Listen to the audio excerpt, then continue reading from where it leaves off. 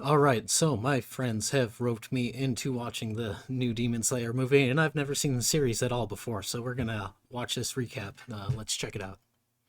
Hey, welcome back to Screen Crush. I'm Ryan Airy, and this is everything you need to know before Demon Slayer Infinity Castle. Now, a little disclaimer, we're not going to be diving deep into the manga, character analysis, or anything like that. We are just telling you Okay. what happened in the show to get you ready for the finale trilogy. Also, I promise you that I will mispronounce many names before this is over, but we are going to do our best. So, get ready for some sick action and super sad backstories. Spoilers are ahead. The series You know what? I think I have seen a little bit of this actually now that I'm seeing a few of the characters, but I don't know how much I've seen. Maybe a season, if that. is set in the Taisho era of Japan, so like the 1910s, 1920s. It's time for a Taisho era secret. Our main character, Tanjiro Kamado, is a sweet sunshine boy with a superhuman sense of smell and a head as hard as a rock. This kid's head is damn hard! The Kamado family are poor charcoal farmers with a deceased patriarch, but they are happy with what they have. Well, happy until a demon breaks into their home and Tanjiro finds his family mutilated. Tanjiro's little sister, Nezuko, is seemingly the only one alive, but slowly Okay. turns into a demon herself. Demon Slayer Giyu Tomioka arrives to kill Nezuko, but noticing that Nezuko retains her human emotions, Giyu muzzles her and sends them to his master, Uroku Daki.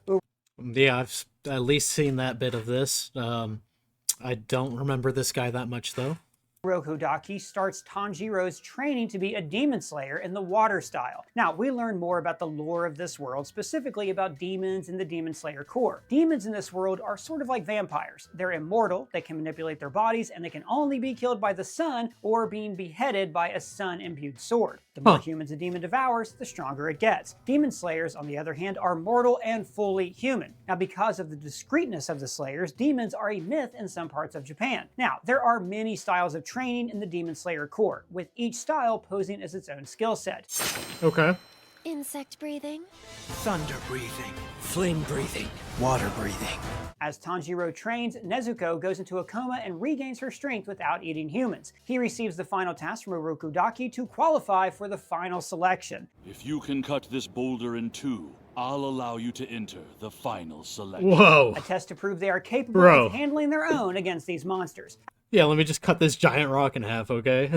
After countless tries of trying to slice the boulder, Tanjiro encounters two of Uroku Daki's students, Sabito and Makamo. They teach him about the core breathing techniques. With total concentration breathing, your blood circulation accelerates because your heart rate is faster than normal. Oh wow, person, so does this mean if I breathe faster, I get to be a superhero? What? No, to everybody at home, do not take this show as medically accurate unless you want to break every single bone in your body. Anyways, after 6 more months of sparring, Tanjiro finally splits Sabito's mask. Now this reveals Sabito and Makamo are spirits of Uroku Daki's dead students and Tanjiro's completion of the boulder test. Oh, Tanjiro wow. arrives at the final selection and prepares to fight the captured demons. The wisteria surrounding the mountain keeps the demons from escaping as it's extremely harmful to them. He Oh, interesting. So they plant the plants around so they don't leave. That's cool, okay. comes across the hand demon, the same demon that killed Makamo and Sabito. After swift decapitation, the demon Damn. is defeated. Now, what we see next really distinguishes this show from other action sword fighting anime. Throughout the series, we see almost every defeated demon have a backstory, a past that makes the demon come across as understandable to the audience. Now, these demons may come across as malicious, but more often than not, they are a victim of their circumstances. Almost all of their characteristics stem from the trauma they have suffered. Turned and tortured by the moonwalking demon lord, Muzan Kibutsuji,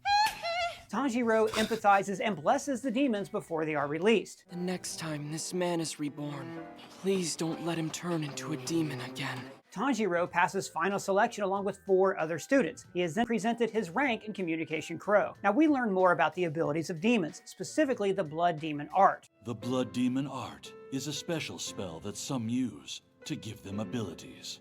Tanjiro is presented with his new Okay. Nichirin sword by Haganesuka, his eccentric dedicated swordsmith. Nichirin swords change color depending on their wielder, and Tanjiro's has turned pitch black. Is it unlucky? No, it's just that it's a little unusual. Informed by his talking crow, he heads out to fight his first demon. He now brings Nezuko in a box that he carries on his back to protect her from the sun. After defeating the swamp demon with the help of the demon Nezuko, Tanjiro heads to the city and comes across the Demon King himself, Muzan Kibutsuji. Now Muzan God damn it. Muzan is a shapeshifter and is hiding as a human with the wife and child. After creating a demon as a distraction, Muzan escapes the crowd. Tanjiro and the demon victim are rescued by Lady Tamayo, a benevolent demon doctor, and her apprentice. So in order to find a cure for demonism, Lady Tamayo requests two things. I'd like permission to study your sister's blood. Second, I need more samples. I'd like you to retrieve them from demons as closely related to Kibutsuji. Meanwhile, Muzan thinks of Tanjiro's appearance, noting that he is wearing the same earrings as a fearsome renowned swordsman. Muzan hires his two lower-tier guards to take out our protagonist. Tanjiro defeats the arrow demon with his water forms, and Nezuko weakens the Tamari demon with her superior kickball skills. I did it! I did it! Who's the loser now, huh? Tamayo offers to take Nezuko with them, but Tanjiro insists on keeping his family together while continuing their journey. We then meet one of our other protagonists. I mean, that's awfully nice of him, not letting his sister get experimented on, you know? Zenitsu. Hang on! Don't you interfere! That girl is madly in love with me! Oh, brother, this guy stinks! Yeah, he takes some getting used to. The crew come across an eerie mansion with a child held possibly hostage inside. Just like Tanjiro has super smell, Zenitsu has super hearing. The demon slayers find multiple monsters inside the mansion and are eventually separated. Now, Zenitsu is probably one of the most cowardly characters in anime, and that's saying a lot. Don't look at me like that! Oh my god. You'd wonder how he passed final selection all until he falls asleep. Using thunder breathing, Zenitsu becomes as fast as lightning, killing demons with no struggle. He is one of the most OP demon slayers, again, with a catch. Along with Zenitsu, we are introduced to our other main protagonist, Inosuke. He's, pun intended, boorish, violent, and mastered in the self-taught style of beast breathing. Coming through! Yeah, he's great. Meanwhile, Tanjiro fights the demon owner of the mansion. He learns about the system of Kizuki, or demon moons. Now, these moons are the most powerful and closest demons to Muzan, ranked from numbers 1 to 12. The first 6 are labeled as the upper moons, and the bottom 6 are the lower moons, respectively. Tanjiro defeats the drum demon, who ends up being a former lower moon. After sending Tamayo some of its blood, he finds Zenitsu protecting Nezuko's box from Inosuke, signifying his loyalty. Now, because of his boorish attitude, Inosuke challenges Tanjiro to a fight, showcasing his flexibility, illiteracy, and surprisingly beautiful face. Battle yet! Let's fight! The demon slayers part ways with the rescued children and go to a safe house. Nezuko is introduced to Inosuke and Zenitsu, and then alerted about the next mission. On their way to the mission, Inosuke learns about human manners, and Zenitsu develops a crush on Nezuko. The crew, now separated, come across a family of spider demons. They're led by Rui, the lower 5, moonlighting as the youngest spider son. The 5 of us are going to live in happiness as a family. In order to send Tanjiro to the source of the fight, Inosuke Yeah, I mean, that's kind of creepy, I'm not gonna lie. initiates a form of beast breathing, revealing his superhuman ability of touch. Tanjiro encounters the demon posing as the mother. Now, understanding her plight and trauma, he takes her out peacefully. Meanwhile, Zenitsu comes across an acid-spitting spider. He reminisces about his stubborn mentor/grandpa and passes out. Now this, of course, strengthens lightning aficionado Zenitsu, who saves the day. Now, Kagaya Ubayashiki, the head of the Demon Slayer Corps, sends Hashira to aid in the fight against the spider demons. Hashira are the highest rank of Demon Slayer and masters of their craft. Ubayashiki sends Shinobu Kocha and Giyu Tomioka. Shinobu, being a pharmaceutical expert, stops the poison spreading through Zenitsu, while Giyu rescues Inosuke. Tanjiro teaches Rui that family is built on love and respect, not forged in fear. Using fear to keep someone shackled to you isn't the bond of a family! Now, at this most dire moment, he recalls a breathing technique taught by his father. This ceremonial dance and pair of earrings, I wish for them to be passed down to you. Nezuko is visited by the spirit of her mother and awakens her blood demon art. Now, with their Kagura and demon art together, they gain the upper hand. But Rui is ultimately defeated by Giyu, showing us just how advanced a Hashira is in power and rank. Giyu chastises Tanjiro for having sympathy for Rui, but he insists that although he has vowed to slay demons, when it comes to those who felt despair and regret from the actions they took as a demon, I will never disrespect them. Everyone is sent to Demon Slayer Damn, he got too much of a conscience, alright? Way too much. their headquarters after hearing the message. Tanjiro and Nezuko are to be taken into custody and brought back to headquarters!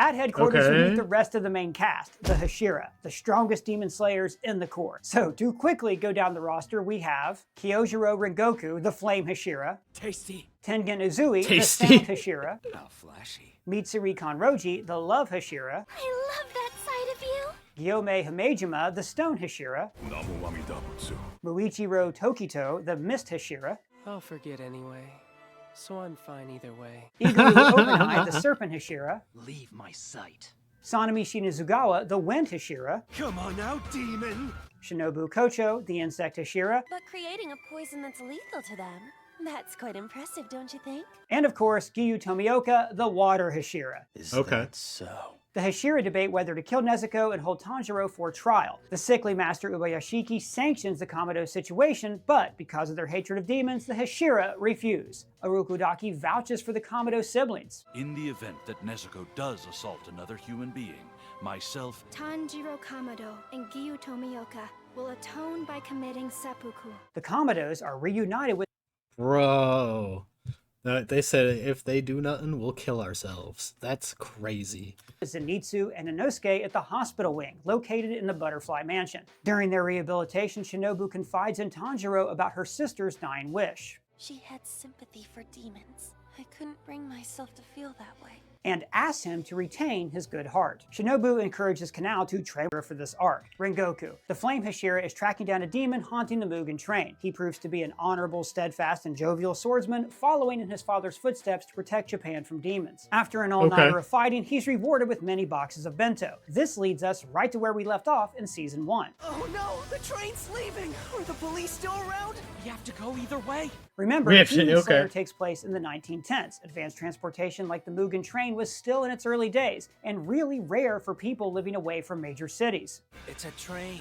You've never seen one? Punch out or you'll wake it. The trio finds Rengoku cherishing his bento with his signature phrase. Tasty. After introducing themselves, Rengoku admits to Tanjiro he's never heard of Hinokami Kagura or fire breathing. He breaks down the core breathing styles. Flame, water, wind, stone, and thunder.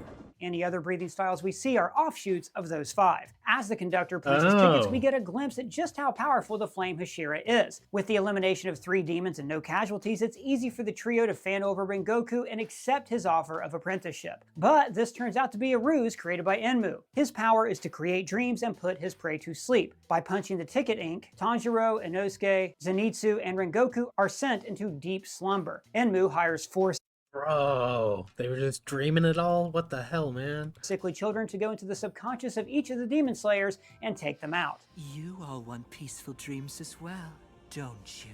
We then see the individual dreams of our team. And with all the white clover in bloom, I can make you a ring of flowers. Let's go!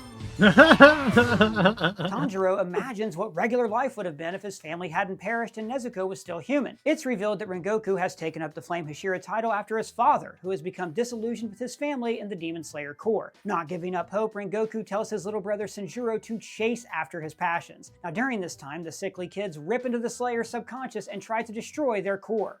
Bro. I thought that humans weren't able to move while they were under a spell like this. Tanjiro soon realizes that he is locked in a dream. With the help of Nezuko and his father, he escapes. Now awake, Tanjiro empathizes with the kids' situations and gently knocks them out. On top of the train, Enmu informs the audience of the practice of challenging an upper-rank moon and usurping their place in the hierarchy. As they fight, Enmu constantly tries to put him to sleep with his dreams and nightmares. He quickly learns of Tanjiro's willpower. Don't put words in the mouths of my family! They would never say that! After seemingly defeating the demon, Enmu reveals that he has merged with the Mugen train and is now even harder to kill. What do you know? I was right all along.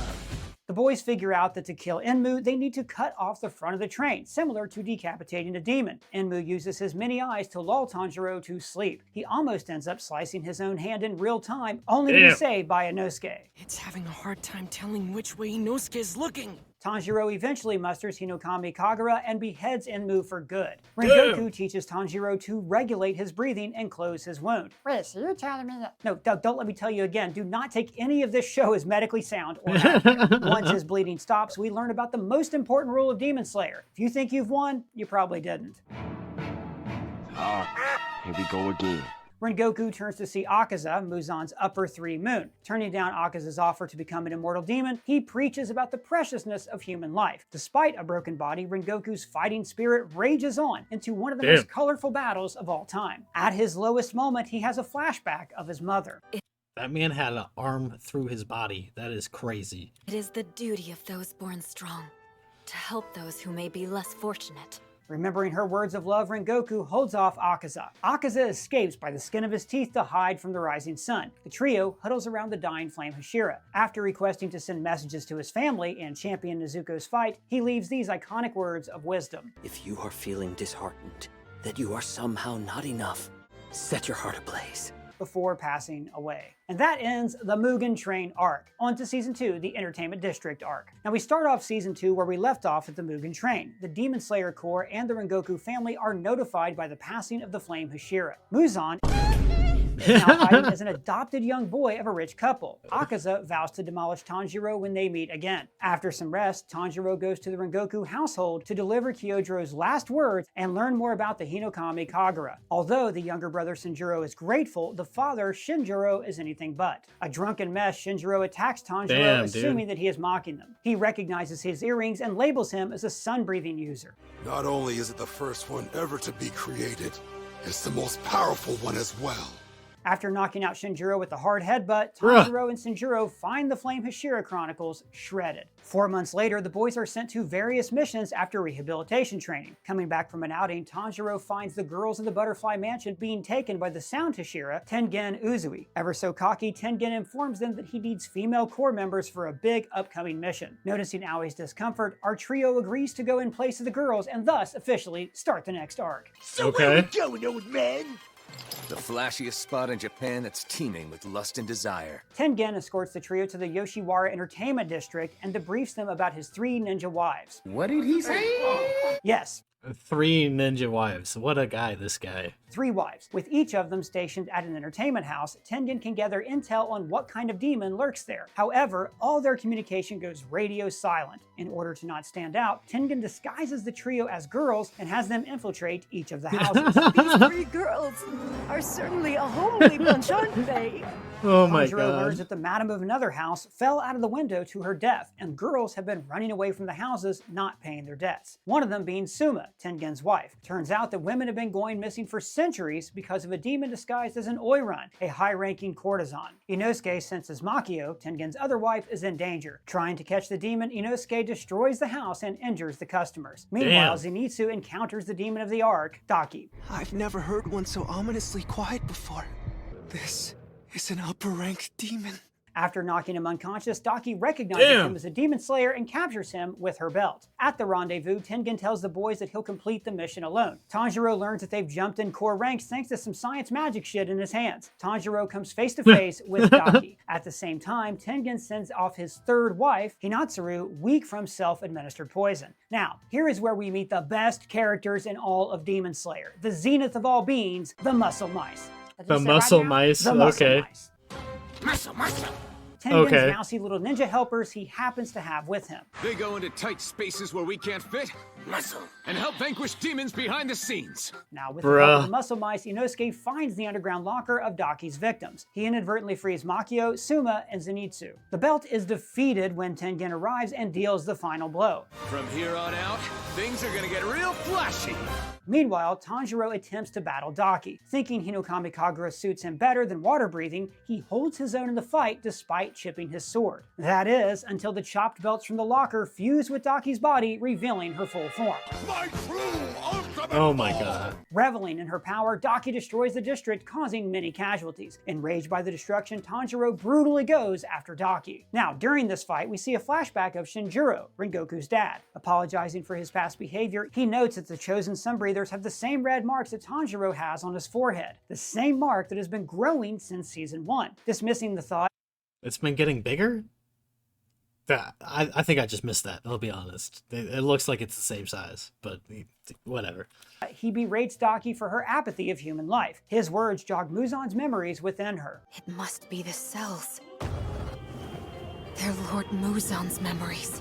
Warned by the spirit of his younger sister, Tanjiro regains his breath before pushing too far. While he's down, Nezuko protects him from the attack. Knowing Muzan's pursuit of Nezuko, Daki dismembers her, hoping that she doesn't regenerate. But as we know, Nezuko's been sipping that Honkshu juice and not only regenerates, but evolves into a higher demon form. Nezuko clobbers Daki and starts to lose her human heart. She uses her blood art, a fire that can cause harm to demons. Guided by his brother spirit, Tanjiro holds back his sister before she can eat any humans. He reminds Nezuko of her humanity with a lullaby their mother used to sing, reverting her back into her little demon form. Before Daki can attack the siblings, Tengen decapitates her, thus eliminating an upper moon. Oh wait, person, you forgot, didn't you? The one rule of Demon Slayer. Oh yeah. If you think you finally won, you probably didn't. Daki screams and cries about the unfairness of the fight and invokes the powerful words.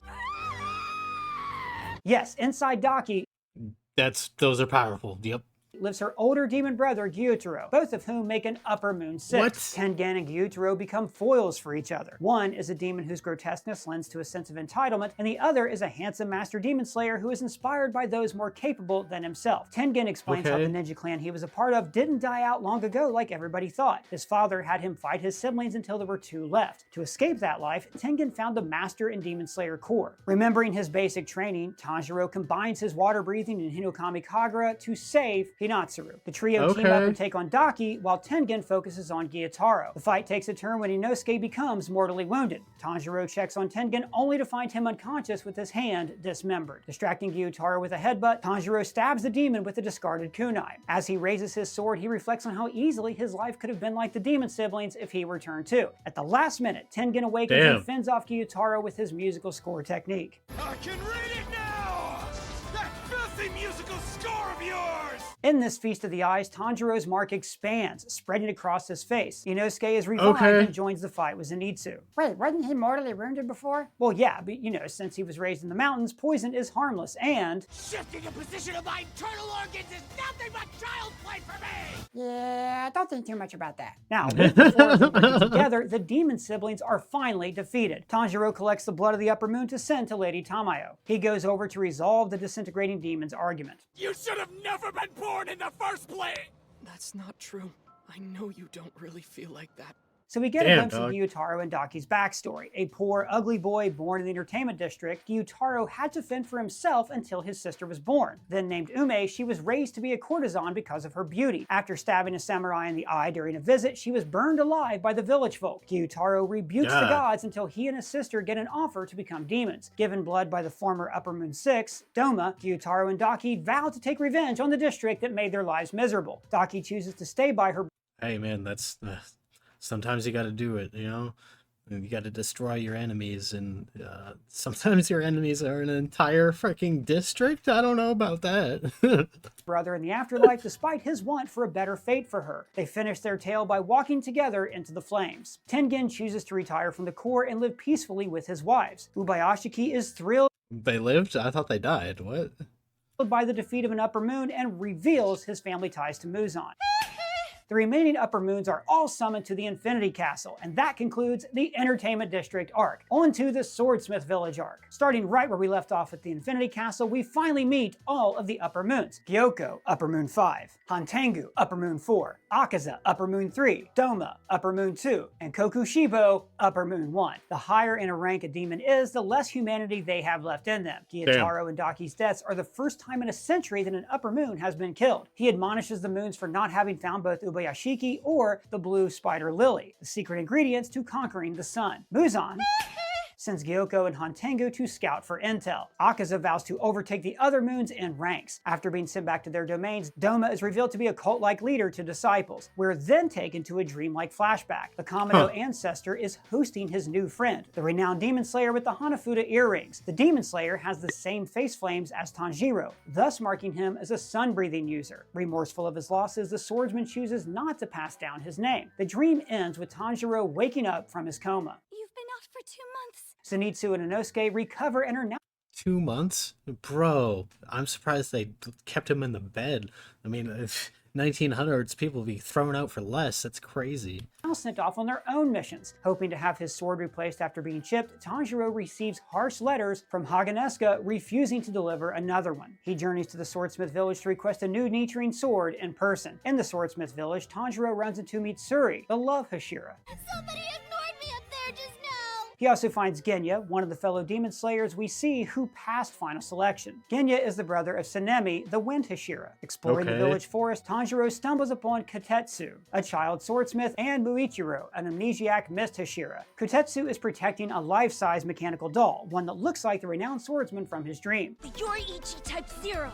Kotetsu teaches Tanjiro about inherited memories, memories passed on from ancestors. We learn Muichiro is also descended from a sun-breathing user as well, making him a prodigy and able to become a Hashira in 2 months. After training and improving his skills, Tanjiro breaks the doll and reveals a mysterious 300-year-old rusty sword inside. Haganesuka, now jacked and swole, offers to restore the sword. Back at the village house, Tanjiro recounts his day to an unwilling Genya. Genya requests solitude after hiding the quick regrowth of his tooth and lack of eating. Meanwhile, Gyoko and Hantengu have infiltrated the Swordsmith village. Muichiro takes Tanjiro and is about to recall something from his past. Casually, Hantengu waltzes into the room, evading both Muichiro and Tanjiro's attacks. Muichiro decapitates Upper 4 quickly, so Can't say it. don't worry, bud, I remember. Upper ranks don't die so easily, and it proves to be the case here too. Not only does Hantengu split in two, but both of the demons seem to get younger and more agile. With Muichiro scattered, Tanjiro and Nezuko are at a disadvantage. But don't worry, guys, Genya's got it. Yep, Genya's weapon is a gun filled with Nichiren bullets. Unfortunately, beheading Upper 4 again only makes it multiply younger and stronger. Hantengu, originally based in fear, is now split into 4 demons, each with different powers and new emotions: anger, pleasure, sorrow, and joy. Elsewhere in the village, Muichiro saves Kotetsu from Gyoko's attacking fish. Muichiro, Kotetsu, and Kanamori cross paths with Upper Moon 5, Gyoko. Now Gyoko, who sent a legion of fish monsters to attack the Swordsmith village, but Mitsuri comes to the rescue. Shooing the others to safety, Muichiro takes poison darts to the face. He then starts to remember parts of his past before being encased in a water bubble. The Kamado siblings try to escape from the Upper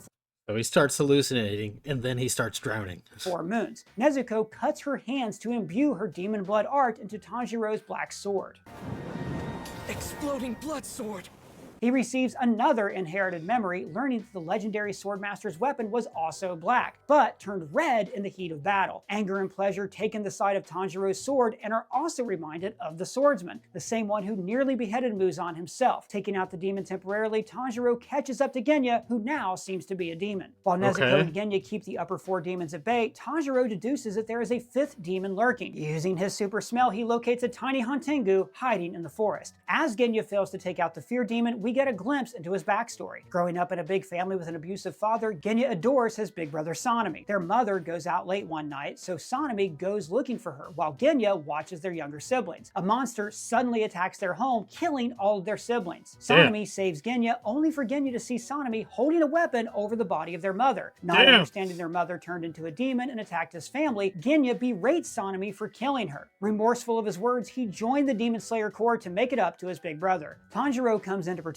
Genya and remind him of his goals to be a Hashira. Just as Tanjiro is about to behead Fear, Round 1, fight! Say hello to the newest Upper 4 demon, Hatred. Born from anger absorbing pleasure, joy, and sorrow, Hatred can summon stone dragons by hitting his drums. Meanwhile, Muichiro accepts his demise before seeing a vision of Tanjiro, who gives him words of wisdom. Muichiro, now with his memory intact, recounts his backstory. Orphaned by the death of their parents, twins Muichiro and Yuichiro take over their dad's job. Muichiro keeps an upbeat attitude, while Yuichiro is much more pessimistic and angry. They are visited by Amane, the wife of Ubayashiki. After informing them of their sun-breathing heritage, Amane is sent away by Yuichiro, who admonishes his twin for his naivete. A demon enters their home one night and attacks Yuichiro. Muichiro goes into a rage and demolishes the demon until sunrise. Coming back to the house, Muichiro finds his twin on the brink of death, praying to any divine force to keep Muichiro safe. Emboldened by his twin's words in the present, Muichiro escapes the water bubble and develops his own Demon Slayer mark, like Tanjiro. Muichiro now understands his purpose and defeats Upper Moon 5 with a mix of sword skill and trash talk. What made you think that you were the only one not taking this fight seriously? In the meantime, the Stone Dragons take over Tanjiro, Genya, and Nezuko. All seems lost until Mitsuri comes and slices them into bits. We later see Mitsuri in her past. Due to her peculiar hair color, great strength, and abundant eating capacity, she experiences trouble finding a husband. She initially tries to adopt a different persona, but ultimately decides to be true to herself. Remembering the Master's encouraging words and Obanai's gifts, she's able to fend off hatred while the kids go after fear. Genya starts eating away at the dragons to slow them down. Eating demons allows him to obtain demonic traits temporarily, revealing his superhuman ability of taste. Tanjiro runs to keep up and remembers Zenitsu's words. When it comes to thunder breathing, you have to focus on your legs more than anything else. Putting his advice to use, Tanjiro utilizes thunder breathing and catches up to Fear. Once again, not giving our heroes a stinking sliver of good luck, Fear grows and evolves into the larger Resentment. Tanjiro slices off Resentment's head. However, the sun begins to rise and Nezuko is about to burn. He tries to help Nezuko get the shade, but instead, she warns him that, surprise, surprise, the demon isn't dead. Nezuko pushes her brother to kill the Upper Moon and sacrifices herself. Not taking her sacrifice for granted, Tanjiro slices through the heart of Resentment and eliminates Fear. A miracle occurs as Nezuko walks toward her brother unharmed by the sunlight and speaks for the first time in 3 years. Good morning.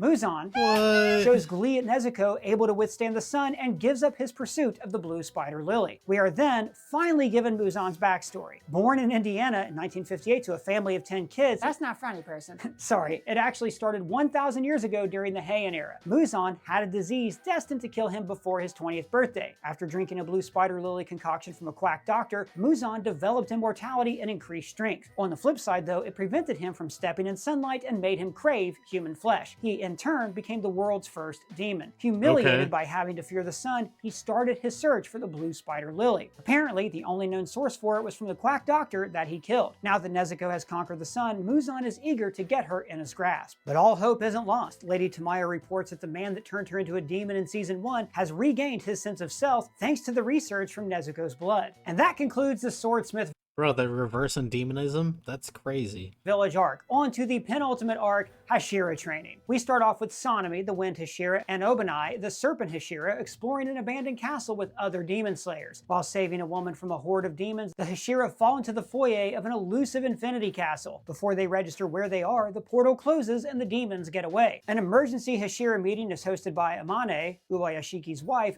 due to the master's fast-spreading illness. Amane asks Mitsuri and Muichiro to explain their experiences obtaining the Demon Slayer marks. What they all shared in common was the mark each of them bore, a mark similar to demonic patterns. Citing Tanjiro as the first person to receive the mark, Muishiro shares the requirement to get one, staying alive despite fatal conditions. Amane tells the Hashira to train the lower-ranked slayers and work on everyone receiving the mark, and everyone is on board except Giyu. Zenitsu returns from a mission only to be surprised with the now-talking and day-walking Nezuko, while Inosuke teaches her to say his name. Haganeska restores Tanjiro's 300-year-old sword with Rengoku's sword guard attached. The Hashira are on high alert since Nezuko's turn because demons have been dwindling in activity. Each Hashira, both active and retired, assigned their courses for training. In the city, Lady Tamayo is visited by Ubayashiki's Crow, who tells Tamayo about Shinobu's aptitude in pharmaceuticals and demon physiology, and proposes a collaboration in researching Nezuko's blood. Because of his immobility, Ubayashiki requests Tanjiro to go and persuade Giyu to join the training. Giyu tells Tanjiro that he's disappointed at him for not mastering water breathing, hoping that he would be the next water Hashira.